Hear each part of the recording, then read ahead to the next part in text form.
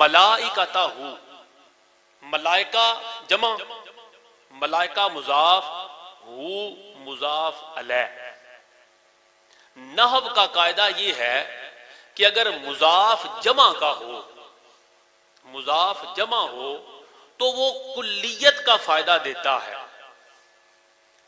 یعنی ملک نہیں ملائکہ جمع کا ہے، تو اگر یہ جو مضاف جمع کا ہے یہ اب معنی دے گا ٹوٹل پر، کل پر معنی دے گا، جز پر یا اکثر کثیر پر نہیں دے گا، بلکہ یہ معنی دے گا ٹوٹل پر۔ کیوں؟ قاعدہ ہے نحو کا، صرف نحو کا جو ہے اصول، نحو کا قاعدہ یہ ہے کہ جب مضاف جمع ہو تو پھر وہ ٹوٹل کا معنی دیتا ہے، کلیت کا معنی دیتا ہے۔ ملائکتہ، یہ جو ملائکتہ ہے یہ کہہ رہا ہے کہ اللہ اور اللہ کے فرشتے درود نہیں پڑھتے۔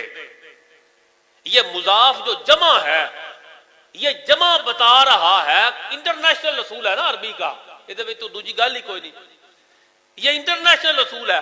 ملائکتہ یہ جو جمع ہے مضاف، یہ چیخ چیخ کے پکار رہا ہے اللہ اور اللہ کے فرشتے درود نہیں پڑھتے، بلکہ اللہ اور اللہ کے سب فرشتے درود پڑھتے ہیں۔ ذہن میں بات آئے گی کہ کیا فرق پڑتا ہے، فرشتے درود پڑھیں یا سب فرشتے درود پڑھیں، اس سے کیا فرق پڑتا ہے؟ فرق پڑتا ہے۔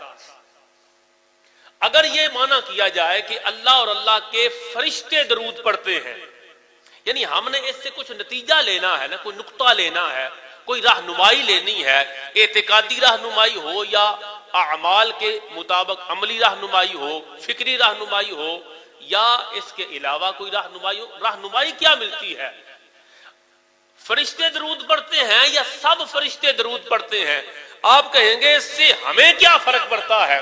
بھئی ہمیں فرق یہ پڑتا ہے، اگر معنی کیا جائے فرشتے درود پڑھتے ہیں تو فرشتے ہے جمع کا صیغہ، عربی میں جمع کہاں سے شروع ہوتی ہے؟ تین سے، واحد تثنیہ دو کو اور تین سے جمع۔ انگلش میں اردو میں ایک واحد اور دو جمع، عربی کے اندر ایک واحد ہوتا ہے، دو ہو تو تثنیہ ہوتا ہے، تین ہو تو تین سے جمع شروع ہوتا ہے۔ تو اگر کہا جائے اللہ اور اللہ کے فرشتے درود پڑھتے ہیں، اٹ مین اس کا مطلب یہ ہے اگر کم از کم تین فرشتے بھی درود پڑھتے رہے تو آیت کا معنی درست ہو جائے گا کہ اللہ اور اللہ کے فرشتے درود پڑھتے ہیں، کہ فرشتے تو کم از کم تین بھی ہوں تو فرشتے ہیں، جمع کا صیغہ۔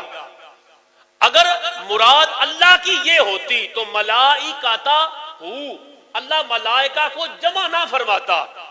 یہ جو ملائکہ کو جمع کا صیغہ یہاں پہ اللہ کریم نے خود لایا، اس کا مطلب یہ تھا کہ ملائکہ جمع ہے، تو اللہ اور اللہ کے فرشتے 3 5 10 100 1000 کروڑ فرشتے درود نہیں پڑھتے، بلکہ یہ مضاف جمع کی لا کے فرمایا سب فرشتے درود پڑھتے ہیں۔ نفع کیا ملا؟ فائدہ کیا حاصل ہوا؟ فائدہ یہ حاصل ہوا کہ اگر فرشتے کہیں تو 3 پڑھیں تو کام ہو گیا، باقی اپنے کمے کاجے لگے رہن جو اللہ نے ان کی ڈیوٹی لگائی ہے، مگر نہیں، اللہ تو یہ چاہتے ہی نہیں۔ اللہ کیا چاہتا ہے؟ بھائی فرشتے درود نہیں پڑھتے، سب فرشتے درود پڑھتے ہیں، اس سے فائدہ کیا ہوگا؟ فائدہ یہ ہوگا اللہ کے کچھ فرشتے وہ ہیں، ذہن نشین کریں، اللہ کے کچھ فرشتے وہ ہیں جو ماں کے پیٹ میں بچے کی شکل بناتے ہیں، کام کرتے ہیں، کچھ فرشتے وہ ہیں جو اسی بچے کی تقدیر لکھتے ہیں، کچھ فرشتے وہ ہیں جو ہمارے کندھوں پہ بیٹھ کے نیکیاں اور بدیاں لکھتے ہیں، کچھ فرشتے وہ ہیں جو قبر میں آ کے حساب لیتے ہیں، کچھ فرشتے وہ ہیں، نوکریاں ہیں نا، ان کی ڈیوٹیاں ہیں، یہ فرشتوں کے جو سپرد کیے گئے کام ہیں، کچھ وہ ہیں جو روح نکالتے ہیں اسرائیل، اور کچھ ہیں جو نیک لوگوں کی روح نکالنے کے لیے پروٹوکول کے لیے ساتھ جاتے ہیں۔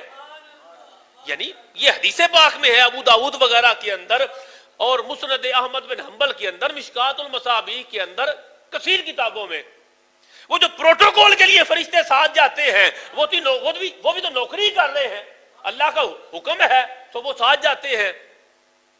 کچھ فرشتے وہ ہیں جو میرا اور آپ کا رزق تقسیم کرتے ہیں، کچھ فرشتے وہ ہیں جو ذکر کی محافل میں جاتے ہیں، جیسے یہاں پر فرشتے موجود ہیں، ہمیں نظر آئیں یا مگر فرشتے موجود ہیں۔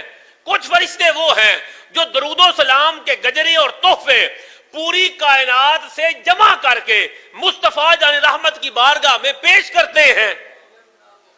فرشتے جتنے بھی ہیں وہ سارے کام جدا جدا کرتے ہیں، سارے فرشتے کام جدا جدا کرتے ہیں، مگر ایک وظیفہ ہے جو سب کرتے ہیں۔ اگر کہا جائے اللہ اور اللہ کے فرشتے درود پڑھتے ہیں، اٹ مین کہ تین کم از کم بھی اگر ایک سائیڈ پہ بیٹھ کر درود پڑھنے لگ جائیں تو اللہ کی مراد پوری ہو گئی کہ فرشتے چوکھے فرشتے بیٹھ کے درود پڑھ دینے پہ نہیں۔ اللہ تعالیٰ نے سرکار کے ذکر کے لیے یہ قانون ہی نہیں بنایا کہ کچھ کریں اور کچھ نہ کریں، بلکہ وہ کہتا ہے جو ماننے والے ہیں وہ سب کریں۔ فرمایا اے فرشتو، جملہ ذہن نشین کرے پہلا نکتہ، اے فرشتو میں نے تمہارے ذمے کام جدا جدا لگائے ہیں، تم نیکیاں لکھو تم بدیاں لکھو، تم ماں کے پیٹ میں بچے کی شکل بناؤ تم اس کی تقدیر لکھو، تم رزق لے کے جاؤ تم بادل برساؤ، تم ہوا چلاؤ، تم اجتماعات میں جاؤ، تم درود و سلام کے گجرے اور تحفے پیش کرو، تم نیک لوگوں کی موت کے وقت پروٹوکول لو۔